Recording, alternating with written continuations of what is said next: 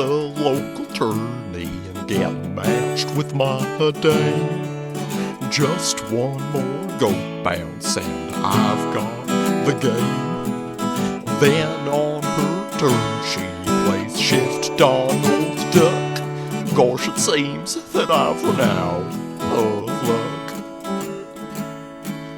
Come on now, let's play some more Kana. With such a sugar rush, it's a nirvana. We'll rip a booster packer for sharp food fights and roast a smorgasbord of Lord Smorkana. Welcome back, everybody, to the Smorkana Cafe. I'm Brett. I'm Katie. And I'm so excited to have a little chat about snacks. A little chat about Disney. A little chat about our favorite trading card game. Checkers. Oh, sorry. Lorcana. Right. Checkers. The trading card game. You can Checkers. go so deep into checkers. You know, someone should make a trading card game out of checkers, but all the cards are the same. There's only ever 2 cards. No, I guess 3 cards. Yeah. 4 card? 3? There's like regular red, regular black, king red, and king black. Oh, right. No, they don't even have that. You just stack them on top of each other like you do with checkers. So there's 2 cards. Yeah, there's just 2 cards. Yeah, we and can in make your that. deck, you have all one card.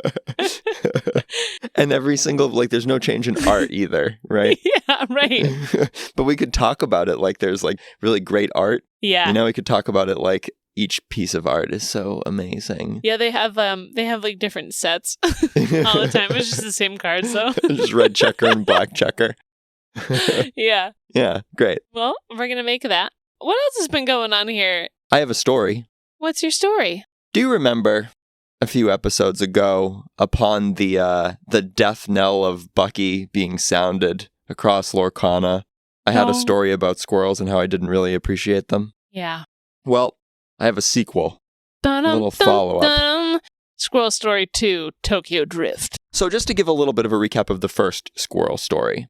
Basically, I am a lighting designer. I was designing the lights for an outdoor musical. I went into a shed in the park where the play was happening at about 2 a.m, and over the course of the winter, it had become infested, and I mean infested, with dozens and dozens of squirrels. Let's flash forward to the sequel here. I am once again, this is just last week, I am once again lighting a show in this park. This show has been happening all summer, Legally Blonde, the musical. A great show. And it is now time at the end of the summer season to take down the lighting equipment. All of the lighting equipment is hung on truss, which is basically like steel pipes that you can hang all of these theatrical lighting fixtures on. Yeah, you see them at concerts and stuff. Yeah, if you look up at a concert and you see all of the lights hanging down, it's hanging on this switchback metal piping. That's truss. Looks like a truss bridge, if you know what a truss bridge looks like. Anyway, picture this. There's a stage in the middle of a big park. The stage is maybe 4 feet off the ground. At each corner of this stage, there is a post of truss that goes up 30 feet into the air. In between the 4 corner posts of truss, there are additional pieces of truss that span the corners, and that's where all the lights are hung from, right? So a big metal square that is, we only raised it 25 feet in the air. It is now time at the end of the year here to lower the truss and take all the lights off.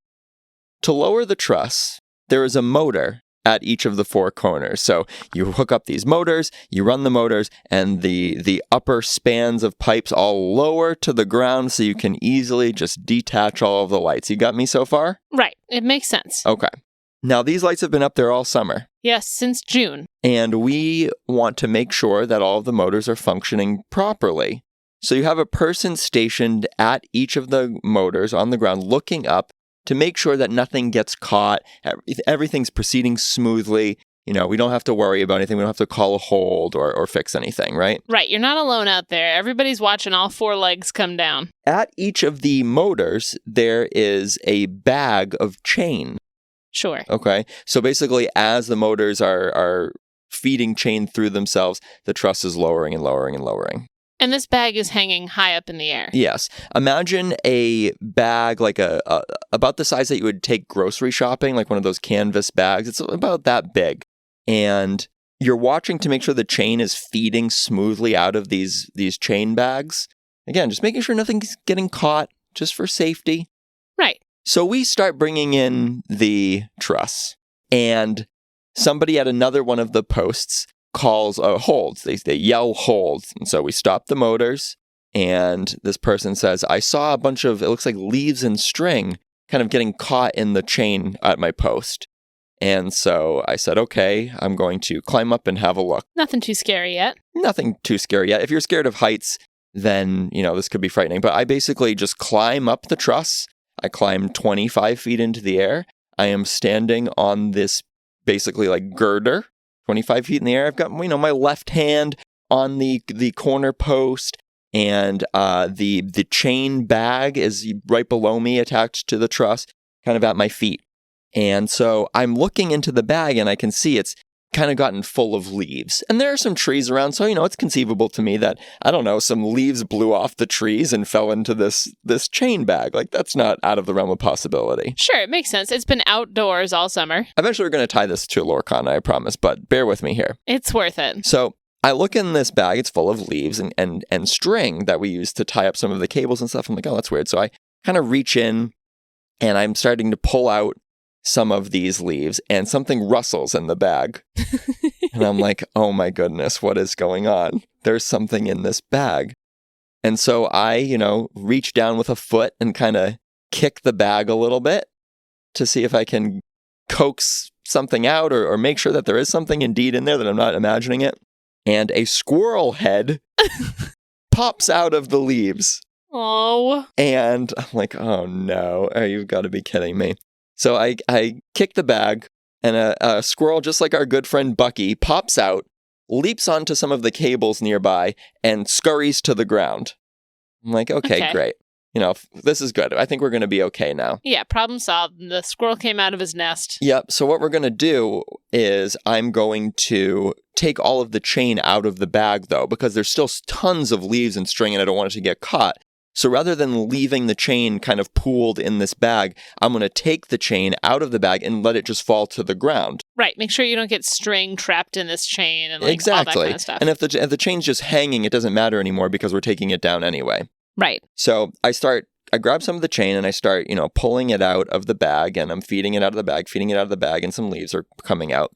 And eventually it gets to the point where the weight of the chain that is outside of the bag is greater than the weight of the chain that's in the bag. And so it starts feeding itself out of the bag, right? Yeah. And there's like 100 feet of chain maybe. So This is going to take a while. So as the chain starts to slip and it goes faster and faster and faster, and leaves start pulling out of the chain bag, squirrels start screaming. And there's no other word for it, but they are screaming, and they leap out of the bag, screaming, fall 25 feet to the ground in front of me. You're up in the air. Yes, I am up in the air. I am not attached on a harness. Don't tell OSHA. I am not attached by a harness. I am grabbing onto this corner post, and these 2 squirrel babies and a squirrel mama scream and leap to the ground from 25 feet in the air. Oh my gosh. I felt sick to my stomach. Yes. Because I am so worried about these poor squirrels. Mama and kind of screaming. It's screaming, it's awful. Mom kind of lands and is like okay and scurries away. One baby lands and is like twitching its foot really badly, and I think probably broke its leg. Oh. But manages to get up and limp away. Second baby is not moving. And this makes me very upset. Yes. I don't like squirrels, but I don't want to see any living thing, No, right. Jump to its death. I don't like millipedes, but I still try to catch them and put them outside if I find one in the shower. That's just, yeah, right. kind of how I operate, I guess. And so it was kind of sickening to be up on top of the truss and watching these squirrels scream and leap to their deaths, or so I thought. Yes. Baby squirrel, apparently, we go to cover. I'm still up there. I can't climb down yet because I need to gather myself. Right. One of my coworkers is going to cover one of the squirrels for a minute until we can kind of, figure out what to do, bury it or something. But notices that the baby is breathing. Mom squirrel comes back, picks up baby squirrel in her mouth, and brings it away to a tree. Oh, no. Yeah. Wow. So the squirrel horrors have not ended. And in a way, the spirit of Bucky lives on. Wow. Do you think that was Bucky who sent those squirrels? This is what I'm thinking, is that Bucky's presence has lingered. He, heard me say last time that I didn't quite appreciate squirrels, and he decided to stuff a chain bag with a family full of them and have them scream at me and leap to the ground. Yeah, that's amazing. Yeah, so wow. It was a wild time. I think Bucky's spirit is still present. I think we thought he was nerfed to oblivion, and somehow Emerald Steel has taken on a new form. Can I ask you a follow-up for this? Yeah. Did you get to ask any of the squirrels if they knew Bucky? They seemed so traumatized, and having been the one who disturbed their home, I didn't feel comfortable engaging them in that kind of conversation. But I bet they did know Bucky. And maybe they were traumatized not just from falling 25 feet to pain. Maybe it's because they knew Bucky, and they were just still in that trauma of losing Bucky.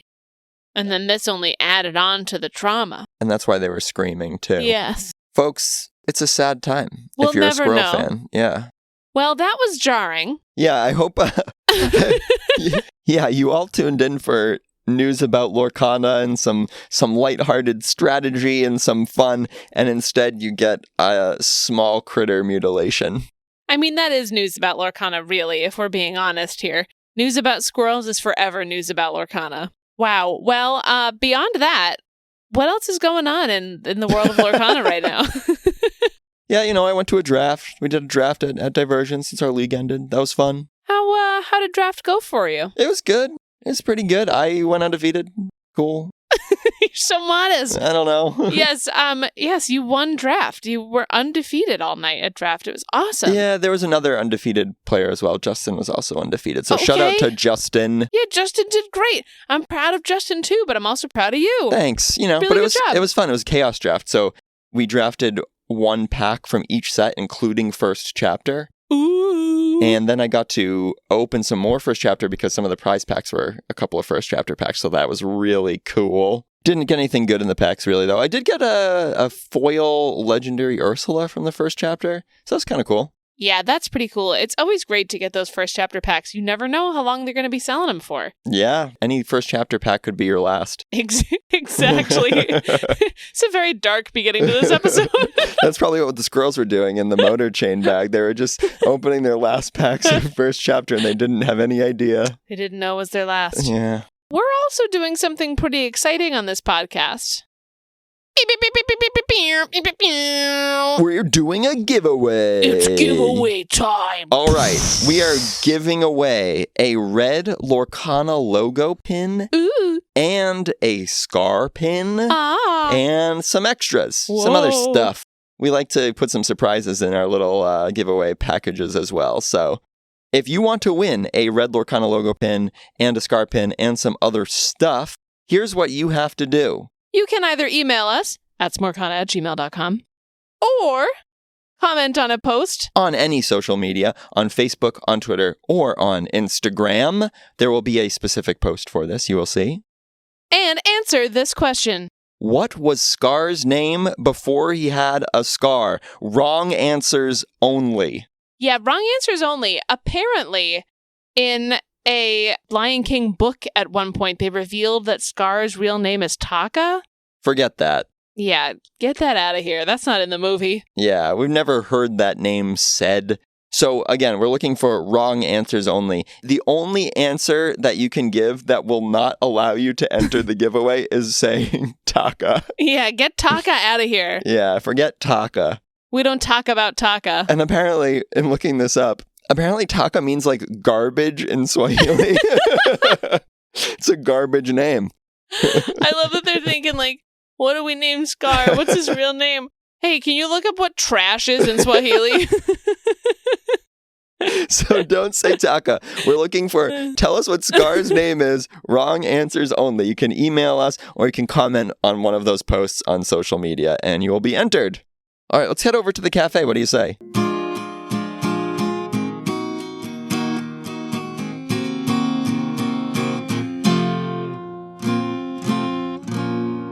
Is it closed? I don't know. The cafe looks really dark. What's happening? I don't see anybody inside. Let me try knocking. Okay. Hey, guys. Oh, hey, Toby. Hey, how's it going? Good. Is the cafe open today? No, we had to, fumigate it because last week there was a bug. Actually, you remember that, right? Weren't you there for that? Oh, right. Yeah, no, that's right. We did have a bug in our soup. Yeah, so we just wanted to take every of the precautions, So I'm just here. I'm just like steaming, cleaning. You're the one fumigating? Yeah. Usually places hire outside services for that. Well, I'm a man of many talents, so. You are. You really are, Toby. I hate to ask, but do you happen to have any food? We're starving. I can check the fridge. Might be something I could heat up. I think we got some, leftover tips in there. Oh, okay. You know what? Actually, if that sounds good to you, Brett, I think that would be really great. Yeah, no, that sounds great. Yeah, that'd be great, Toby. Yeah, all right. I'll get right on it. Okay, leftover tips. I can deal with that. Wow, fumigating the cafe. Yeah. I'm glad that they take it seriously. Yeah, definitely. I mean, it's better than the alternative, right? That's true. That's true.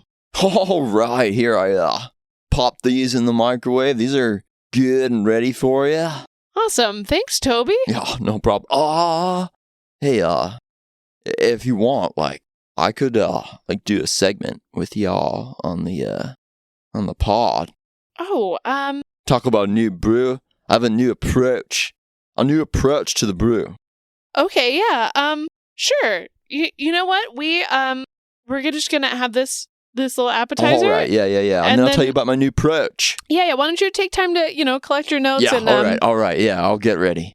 All right, Toby. I didn't want to say yes to Toby, but it was the cafe's closed. What else are we gonna do? He just keeps asking. So yeah, if we have him on the podcast this week, that buys us at least a few weeks, right? Yeah, definitely. And he's given us these steak tips and he didn't have to do that. That's really nice. All right, let's look at these. What have we got here? Ooh, these were tasty last time and they're tasty once again. Yeah, we're going to flesh out some of the tips that we talked about last week. Just cover a few things that we didn't necessarily talk about when we had our friend Pete in to talk about the meta. Yes, so set champs are a-comin'. We have done a lot of episodes that relate to how to get ready to play at set champs. So if you're looking for some more specific knowledge when you're amping up for these, looking for podcasts to listen to while you're jamming your games, you can look back at a bunch of episodes. Yeah, we'd recommend a couple in particular, maybe. Episode 10 is about etiquette, tournament etiquette. Episode 17 about using losses to your advantage. Yeah, it's a good one if you're worried about your mindset. It's one that I try to remind myself that we made because it's useful for anybody. And then episode 18 is about card game superpowers. Yes, that's one of my favorites. A really great way, similar to 17, really, for your mindset and for understanding where your strengths are and, helping you to go in with that confidence and that excitement, really, for set champs. Yeah, so if you're a newer listener, definitely go back and give a listen to some of those episodes. 10, 17, and 18 might be good in particular. And then, of course, last week, episode 33, we did a deep dive into the current metagame for Shimmering Skies. Definitely. I'm pumped for set champs. I'm not really sure how many I'm going to be able to go to. I know I can definitely go to one. I was so lucky for last set champs to be able to go to so many. So I feel okay. I feel like the universe is balancing me out a little bit because I got to go to a million last set champs. So I'm excited to have at least one and hopefully add a couple more to my belt buckle. But yeah, I'll get to 2 or 3, I bet. There have been some developments in the past week in the metagame. We should talk about that. So Emerald Steel took down Las Vegas. Yes, Emerald Steel. Bucky's ghost lingers on. All of his flood-born friends are still running rampant, even though Bucky only exists in ethereal form. We know this to be true. We know Bucky's spirit is alive. We even said on the pod that this is how Las Vegas was going to go down, and then it really happened. Yeah. Last week we said, oh, the top 64 is about to start in Las Vegas. We should be on the lookout for players like Zach Bivens and Zan Syed playing Emerald Steel. They're good picks to win the whole thing. Got him. Got him. Zan Syed, of course, went on to win. Congrats to him with a really cool list. He played really well, of course. And he also, I think, brought Emerald Steel to the forefront of the metagame. Yeah, really fun. We watched some interviews with him afterwards, too. Really great to get that perspective of somebody who not only played both days in a DLC, but then made it all the way to the end. I mean, that's stamina. That's a lot of stamina. Yeah, and he made a fairly basic kind of mistake in the last game, and he said in the interview he felt it was the only mistake he made all weekend, and it was purely because he was just absolutely exhausted by the end of his run. And yeah, that's a fair shout for sure. That's a lot of Lorcana, and I guess he, when you're playing back-to-back games for 3 straight days, it's hard to manage the logistical side of the tournament for yourself. And so he had friends bringing him snacks and drinks and making sure that some of his basic needs were being met.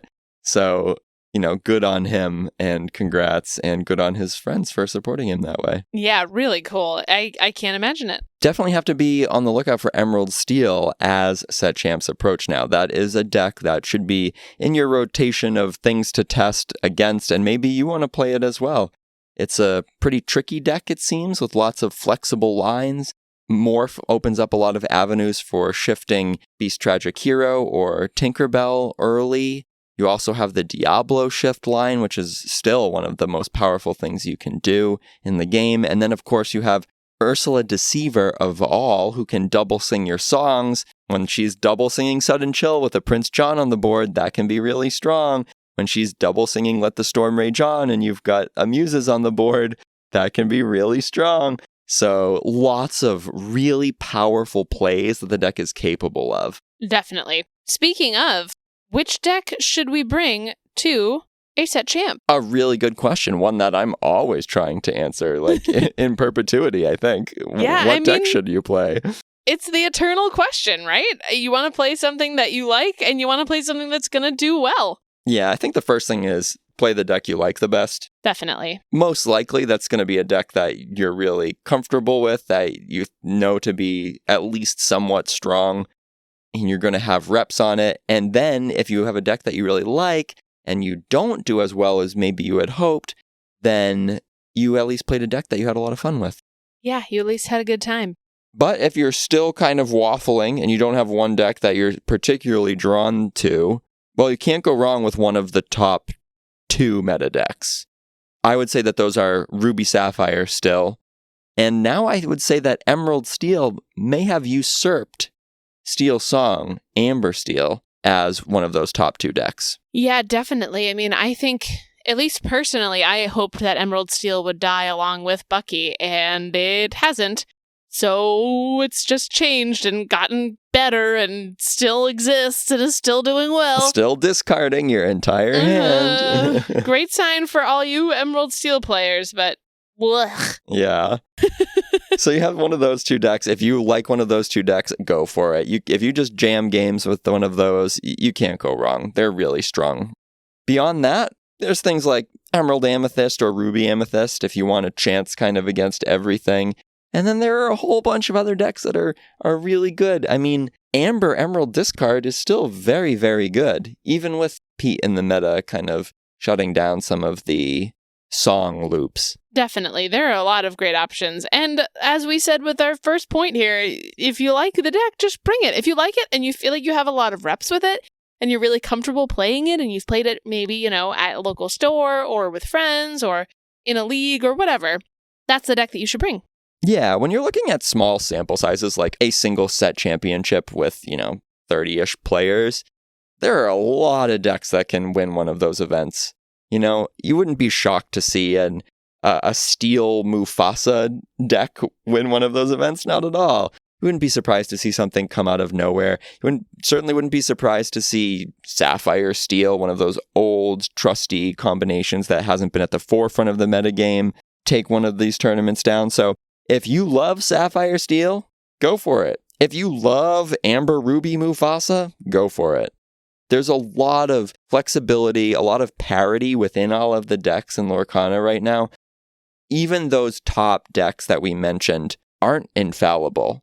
And it's not a kind of S-tier situation where they just roll over the field and you'd be hard-pressed to win games if you don't take one of those two decks. There are certainly discrepancies in power level, but the difference between Ruby Sapphire and Sapphire Steel isn't so big that you should be dissuaded from taking your favorite deck. That's great advice. How else are we going to prepare for a set champ? Snacks. Duh. You got to make sure you have snacks. You have to have snacks before you leave, right? It's important to have a balanced breakfast. Do not go on an empty stomach. No, regulate your caffeine intake. If that means that you don't usually have caffeine, don't have a ton of caffeine. If you always have your caffeine, make sure you have your caffeine. Right. Act like everything's normal. And you have to pack snacks, too. You never know when the break's going to come in a day, or if they're not going to give you a break, or if you're going to end up with a lot of time or not a lot of time. Just get a little backpack. Fill it up with all the stuff you need. We are pretty facetious often about snacks on this podcast. We are not being facetious now. Snacks are genuinely a vital part of attending a tournament. Definitely. I mean, they're how we stayed alive in Texas, for sure. That one s'mores cookie, I think, saved our lives. I know, I can still taste it. You also want to make sure that you're super prepared, right? That means printing your deck lists, making sure that you have a hard copy of those as well as a copy somewhere on your phone. It's just a nice thing that you won't have to do at the event, find a corner and a table to spread out your deck and write your deck list out, and then maybe you mess up one of the subtitles of which Gaston you're playing or whatever. Just print your deck list right off of Dreamborn. It will take you a minute, and then you won't have to worry about any of that at the venue. Exactly. Print your deck list the night before. Stop making changes. Leave it as it is. Go to sleep. Feel good about it. And if you print your deck list the night before, you won't be tempted to bring a bunch of extra cards that you might swap because you're worried about this tech choice or what the meta is or whatever. Just print your deck list, leave all your extra cards at home, and play what you thought you should play initially. You should, however, bring extra sleeves, because if this is a deck, like we said, that's well-loved, that you've been jamming for a while, you might not have noticed that some corners are bent, or there's a sleeve that's ripped, or anything like that, where when they're looking at your decks before you play a set champs, they might look at it when you get to top 8, they might look at it right at the very beginning. You just want to make sure that all your sleeves look the same, none of them are cornered, none of them are ripped or anything like that. You had a judge flag your deck for a couple of corners on sleeves, right? I did, yeah, and they weren't all the same card, obviously, because I didn't do it on purpose. But it is wild because I looked at them, and they do look like they've been purposefully dog-eared in the corner, and it's just the way that they were hit from shuffling. But I can see how that would be that could be used for cheating if they were all the same card. And if I had done it on purpose, it's pretty easy to not really notice it, but notice it if you're looking for it. So just, in your night before time where you're printing out your deck list, maybe also take a look at your sleeves and bring a couple extra just in case. Yeah, most sleeves come in packages of 100, like Dragon Shields and Katana sleeves, which are our two preferred kind of sleeve manufacturers. They come in packages of 100, so you're going to end up with 40 extra sleeves generally after you sleeve up a deck. Keep those, keep them with that deck, keep them handy, and bring them with you to the tournament so that you're prepared to just swap in any that sustain any incidental damages. Exactly. Make sure you get a good night of sleep. Super important. Yeah, just go to bed early or whatever. Listen to your sleep sounds if you need them. Make sure you're well rested and ready to hit the day. And if you do start to get amped, if you start to get a little overexcited, which can happen, try some breathing exercises. Yeah, find ways to calm your body down. I mean, this is something that both of us know well from existing in the world of theater, which can often be nerve-wracking. You have to present in front of people and perform. Something that I always do is looking down at my own hands, and you can trace the lines on your hand. to calm down. You just take one hand and you trace the lines on that hand, and then you flip it over and you trace the other hand. It gets you to look at your hands, make sure that you're breathing, make sure your hands aren't shaking, and just kind of take time on your own. And then you don't have to look any certain way. You don't really look silly doing it. You just kind of look like you're fiddling with your hands, and it always works. I didn't even know that you did that. Yeah, it's nice. That's awesome. That's the first I've ever heard you talk about it.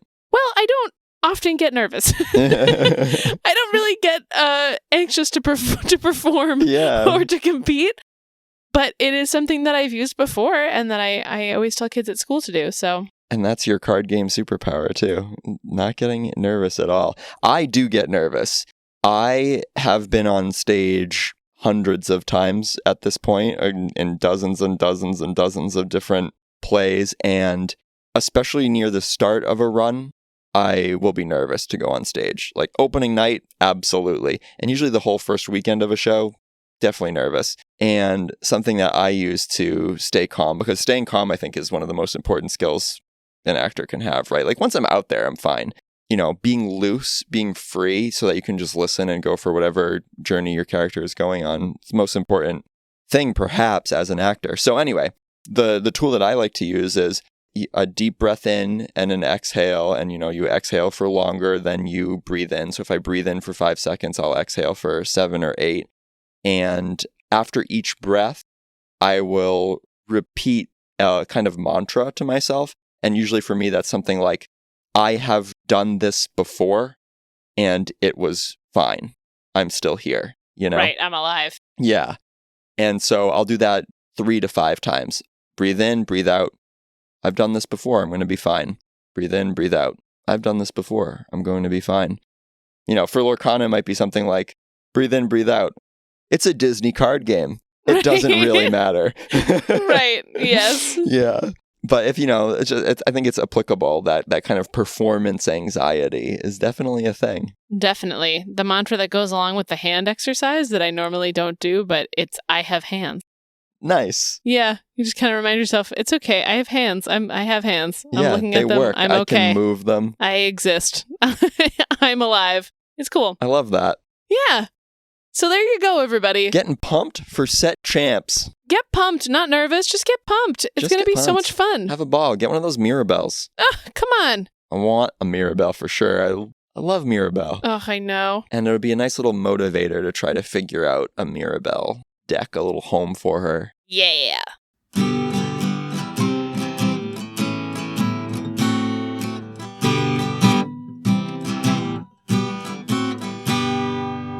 Hey. Hey, Toby. How are the tips? They were delicious. I mean, they were delicious last week, and they were delicious again. Is now again. A good time to come on the pod? Well, yeah. I mean, you're already on it, so shoot. All right. So like, I've been doing a lot of thinking about how none of my brews have hit it big. None of my off-meta brews have become meta brews. Yeah. And it was really troubling to me. And then I sought guidance. And I realized that I was using my head chakra instead of my heart chakra. Oh, wow. So I was thinking too hard. I was being too clever. Were you? Yeah. And so I realized I just need to chill. I need to find inner peace in my heart chakra. Yes. And that would lead me to a more successful brew. Sure, yeah. Yeah. Okay. I'm glad that you are finding inner peace. I think more Kana players would find inner peace if they led with their heart chakra. I actually don't totally disagree with you there, Toby. Yeah. Why not? Why would you disagree? No, that's... Why would you do that? No, right. Okay, anyways. Right. Because it's right. Uh-huh. Tell us about this deck we're looking at, Toby. So I wanted to make a deck that would find success and clarity without having to confront my opponents. Because I want everybody to exist in harmony. This is the new age Toby. Wow. Okay. So this deck does not challenge. It does not quest. and yet it will still find its own victory. Wow, it doesn't challenge and it No. doesn't quest. You don't need to challenge. Challenge is confrontation. Challenge is the head chakra made manifest. Right, but you do need to quest. No, don't need to quest. Okay. What is it then? How do you get to 20 lore? So basically, you ride on horses. What? Yeah, you have a bunch of horses that you simply glide to victory upon. Sure. All right. Like Maximus? The main horse is indeed Maximus. That makes sense. He is a fine steed. Which Maximus are you playing? Well, naturally, I use both of the Maximus horses because they are both fine steeds, but the preeminent fine steed is Maximus Team Champion, and a champion he is indeed. Right. That's the Ruby 6-cost 3/5 that quests for 2? He does not quest for 2. Well, he does, but... Well, he does not need to quest for 2. You would not force him to quest for 2. Right. Okay, yeah. That is a head chakra kind of move. Sorry. If you lead with your heart chakra, you will realize that you will find more fulfillment in his ability. Okay, what's his ability? So at the end of your turn, if you have a character with 5 or more strength in play, you get 2 lores. If you have a character with 10 or more strengths in play, you get 5 lores. 5 whole lores. That's a lot of Do lore. you know what 5 lores times 4 is? It's 20. How many lores do you need to win?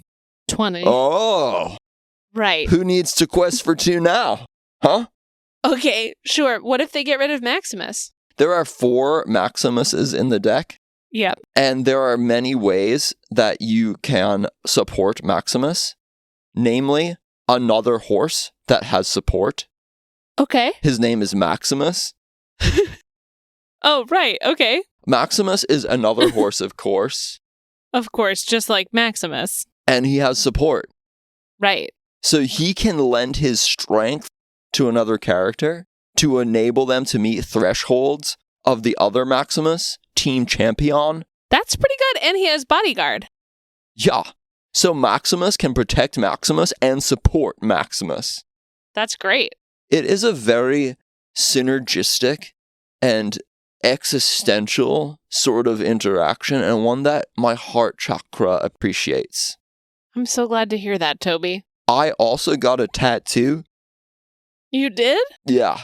What's it of? It's of my heart chakra, and I got it tattooed on my heart. What? On your So, chest? There are many your other heart. horses in this deck. Okay. I would like to point out a few of these majestic beasts. Please do. First, we have Rut. Rut is a Canadian horse. He also is a support horse. Right. Well, he's a moose. A support. Mm-hmm. We also have Sisu. A dragon. This is a female horse. She is blue.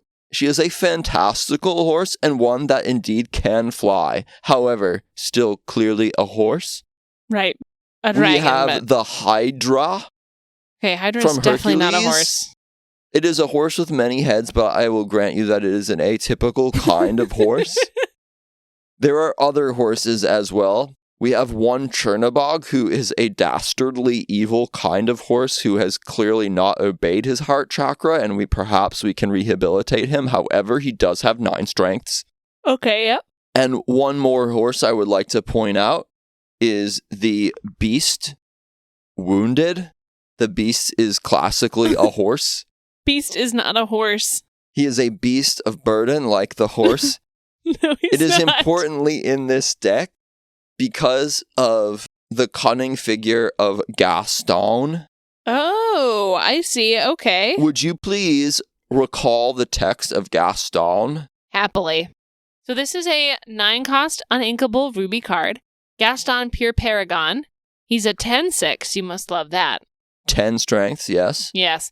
He has the ability, A Man Among Men. For each damaged character you have in play, you pay 2 less to play this character. And he has Rush. And he quests for 2. So we have included cards like the Horse Beast as well as Mother Gothel and Mulan, who enter with damage, Right. so that we can play Gaston for very cheap to support Maximus Team Champion. Yeah. I have also included Wreck-It Ralph, who I grant you is not a horse but bears many horse-like qualities. Sure. I guess he does.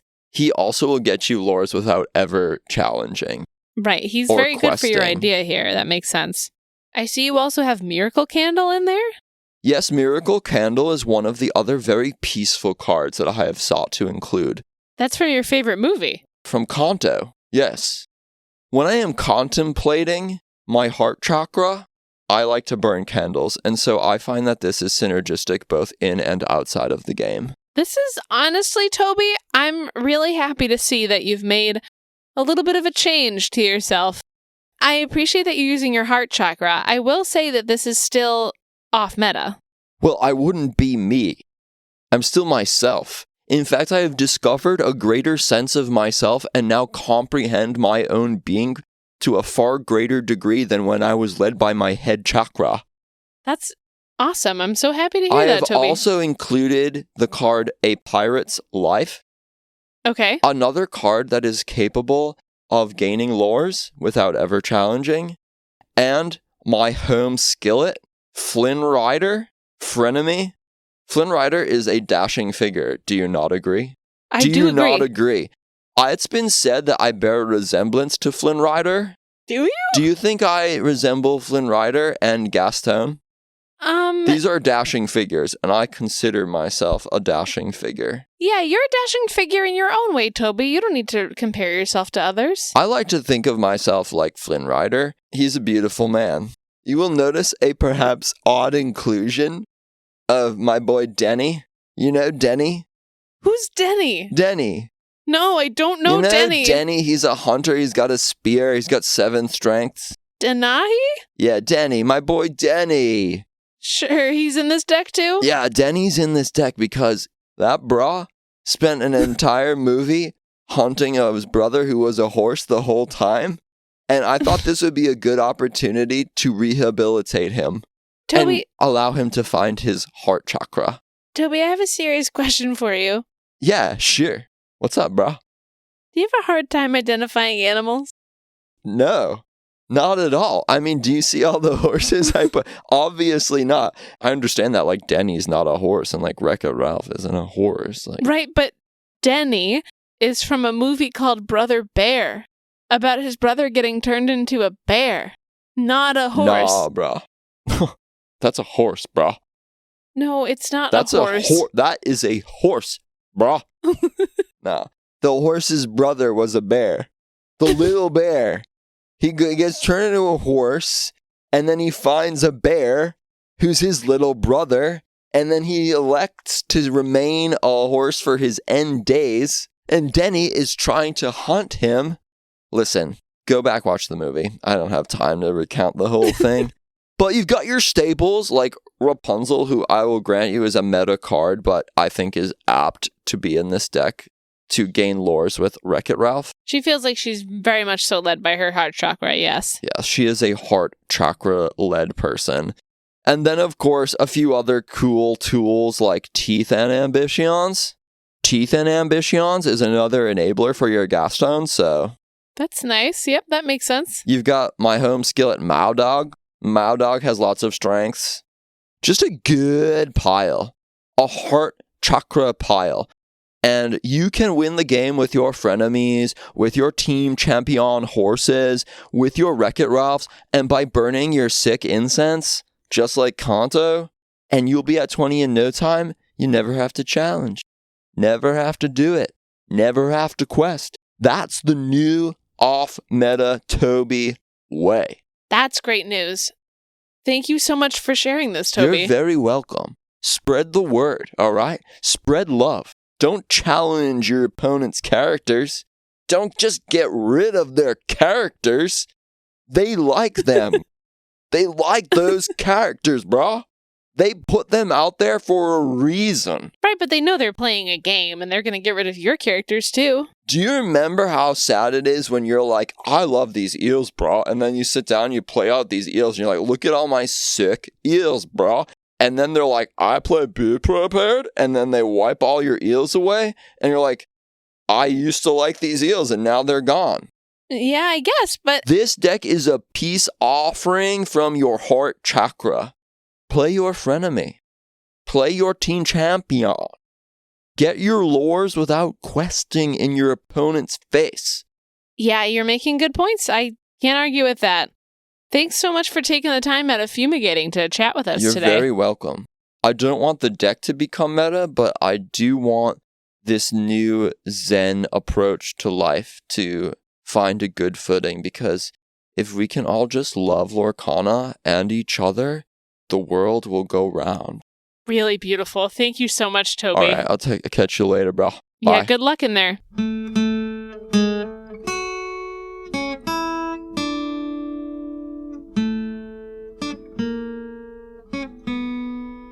Well, that was an adventure.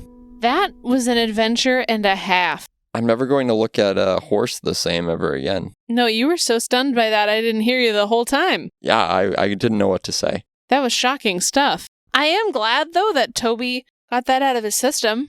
Yeah, like I said, now we're good for a little while. We don't have to listen to him for a bit. I did manage to, during that whole tirade, I did manage to reach in and grab a mint for us from the restaurant. Oh, awesome. I'm so glad. They make the best mints. I don't know what they are. They're not like lifesavers. They're not any kind of mint I've seen before. Look at this dream card mint that you've cooked up for us this week, Yeah, Brett. I had to swipe one. Oh, I see what you're doing there. You stole a mint, much like this week's dream card, Stolen Bread. Stolen Bread is an item, a zero-cost sapphire item with 2 abilities. The first is Gotta Eat to Live. When you play this item, banish chosen item or pay 2 ink. And then the second ability is Gotta Steal to Eat. Banish this item to give chosen character plus 3 strength this turn. With the flavor text... Tell you all about it when I got the time. Yeah. So Gotta Eat to Live, this first ability, when you play this item, banish chosen item or pay 2 ink. So we said it's a free item, but really you have to either banish another item or pay 2 ink. It's a potential engine card for an item deck. You can banish a different item to put this into play, and it would trigger any when you play an item effects, like for Ariel Who's It Collector. Could be interesting. It would also trigger something like Maurice's Workshop. It also could potentially be an item control card for you, where you can banish an opponent's item, effectively stealing their loaf of bread to play this. I like that it has that sort of a Madame Mim-esque quality to it, where you can't just play it anyways. You have to wait until there's some kind of an item that you could banish. You have to steal something, right, in order to play Stolen Bread. Exactly. And then the second ability, the kind of payoff for it, is that you can do a one-time plus 3 strength boost to a character. Yeah, you get energy from eating that stolen bread. Yeah. Really fun. I think it's thematic and could potentially drive those item engines. Also, this particular bread from Aladdin is known as one of the most delectable-looking Disney snacks that exists. So it's about time that we honored it. It is one famous baguette. It is one that I would love to eat myself. Me too.